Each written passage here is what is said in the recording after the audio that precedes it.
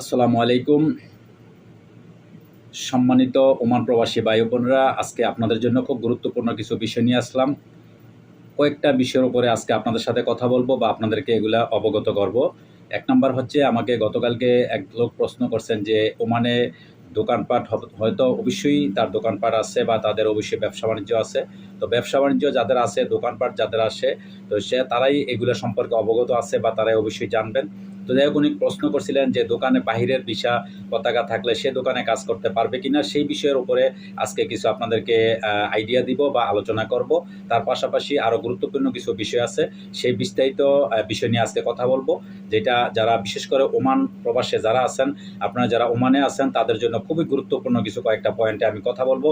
তো পুরো ভিডিও জুড়ে অবশ্যই আপনারা থাকবেন, পুরো ভিডিওটা আমার দেখবেন, তাহলে আপনারা অনেক কিছু জানতে পারবেন। তো সর্বপ্রথম কথা হলো, যাদের দোকানপাট আছে, বাহিরের ভিসা যাদের, তারা দোকানে কাজ করতে পারবে কিনা এই বিষয়ে কথা বলবো। সেটা হচ্ছে, আপনারা জানেন যদি তার মেশনের ভিসা হয় তাহলে সে দোকানে কাজ করতে পারবে না এবং তার ওই ভিসা কোনো দোকানে এগ্রিমেন্ট তার হবে না। কিন্তু এগ্রিমেন্ট এই দেশে একটা প্রচলিত আছে যে আপনার ভিসাটা এক জায়গার ভিসা, আপনি আরেক মালিকের নামে আপনি কি করবেন, এগ্রিমেন্ট করে আপনি কাজ করতে পারবেন, কিন্তু সেইটা হইতে হবে ওই বিষয়ে আপনার হইতে হবে। আগে কিন্তু এরকম নিয়মটা ছিল না, বর্তমান যেটা নতুন কানুন হয়েছে, এই কানুন বরাবর হচ্ছে আপনার হচ্ছে লন্ড্রির দোকানের ভিসা, আপনি আরেকটা লন্ড্রির দোকানে আপনার এগ্রিমেন্ট হবে, এই মালিক বাদ দিয়া এই মালিকে আপনি কাজ করবেন না বা এই মালিকের কাজ নেই, আপনি অন্য মালিকের কাজ করবেন। কিন্তু আপনার যে পতাকাটা, এই দেশের যে পতাকা যেটা আকামা বলা হয়, এটা যদি আপনার লন্ড্রির হয় তাহলে আপনার আরেক মালিকের নামে এগ্রিমেন্ট হবে, ঠিক লন্ড্রি টু লন্ড্রি, এটা আপনার বুঝতে হবে। আর যদি সুপার মার্কেটের পতাকা আপনার হয় তাহলে সুপার মার্কেট থেকে আপনার আরেক জায়গায় আপনি এগ্রিমেন্ট করে করতে পারবেন। যদি আপনার মেশনের ভিসা হয় বা অন্য ইলেকট্রনিক বা অন্য যে কোনো আপনার ভিসা যদি হয়, বাহিরের কোনো ভিসা হয়, তাহলে বা মেশনের মধ্যে বিভিন্ন রকমের আপনার প্লাম্বারের আছে, তারপরে ইলেকট্রিসিটি আছে, বিভিন্ন রকমের যে ভিসাগুলা, এগুলো কিন্তু আপনার দোকানে এগ্রিমেন্ট হবে না। ঠিক আপনার মেশনের ভিসা, আপনার ওই ইলেকট্রিক ভিসা, যেটা আপনি এই মালিকের পরিবর্তে অন্য মালিকের এগ্রিমেন্ট করে আপনি কাজ করতে পারবেন। যদি কোনো এগ্রিমেন্ট না থাকে তাহলে এই দেশের কানুন অনুযায়ী আপনি অবৈধ এবং আপনার জেল জরিমানা আসবে, এটা কিন্তু আপনার বুঝতে হবে। সুতরাং এটা নিশ্চয়ই আপনারা বুঝতে পারছেন। আপনার পতাকা কী পতাকা, আপনার পতাকার মধ্যে যে পেশাটা লেখা আছে, ওই পেশাই আপনি অন্য মালিকের কাজ করতে পারবেন এগ্রিমেন্ট সহ এবং বৈধভাবে কাজ করতে পারবেন। তাছাড়া আপনার পেশা একটা, কিন্তু আপনি আরেক পেশায় যাইয়া অন্য মালিকের অন্য পেশায় কাজ করবেন, এটা আপনার দ্বারা হবে না, এটা এদেশে কানুনে নাই, এটা আপনার সম্পূর্ণ অবৈধ। এই যে এক নম্বর কথা। দুই নম্বর কথা হচ্ছে, বর্তমানে ওমানে প্রচুর পরিমাণে গ্রেপ্তার হচ্ছে। আজকেও কিন্তু অনেক জায়গার মধ্যে, বিভিন্ন জায়গার মধ্যে অনেক লোক গ্রেপ্তার করছে। যেটা আপনারা জানেন, আমাদের এইখানে মাচ্ছি মার্কেট একটা জায়গা আছে, মাচ্ছি মার্কেট মানে এটা যারা ওমানে আছেন তারা নিশ্চয়ই বুঝতে পারছেন, মাছের মার্কেট।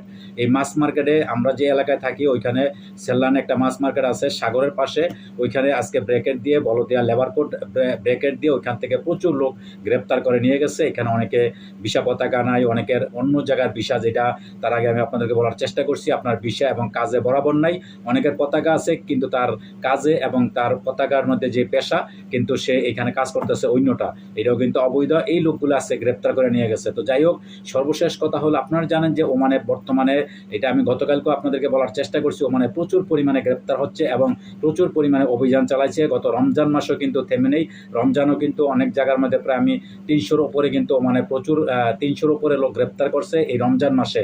কিন্তু রমজানের পরে যাইয়া ঈদের পরপরই কিন্তু প্রচুর পরিমাণে এই পর্যন্ত গ্রেপ্তার, এবং আরও নতুন করে আপনারা জানেন ওমানের যে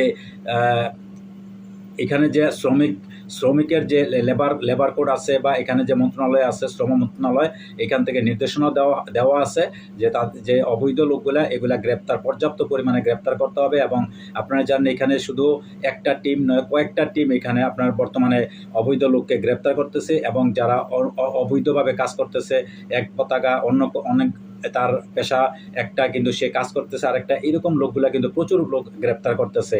এবং ওইটা মালিক কি করতেছে, গ্রামা জরিমানা দিয়ে তাকে আবার নিয়ে আসতেছে। আর যারা অবৈধ, যাদের ভিসা পতাকা নাই, তাদের তো একবারই শেষ, তারা দেশে যাওয়া তার কোনো আর পথ নেই, তারা দেশে অবশ্যই যেতে হবে। তো যাই হোক, ওমান প্রবাসীদের জন্য এটা খুবই একটা দুঃসংবাদ। আর ভিসার ব্যাপারে অনেকে প্রশ্ন করছেন, ভিসা খুলবে, অবশ্যই ভিসা খুলবে, কিন্তু একটু সময়ের অপেক্ষা। কারণ এখন যেই কঠিন অবস্থার নিচে ওমান সরকার যে কঠিনভাবে এখন আপনারা জানেন গ্রেপ্তার অভিযান চালাচ্ছে, সেই অভিযান এবং তার পাশাপাশি আরও জোরদার অভিযান করছে। এই জন্য আপনারা জানেন যে অবৈধভাবে পাকিস্তান থেকে প্রচুর পরিমাণে সাগর পথে বাই রোডে তারা ওমানে ঢোকার চেষ্টা করছে।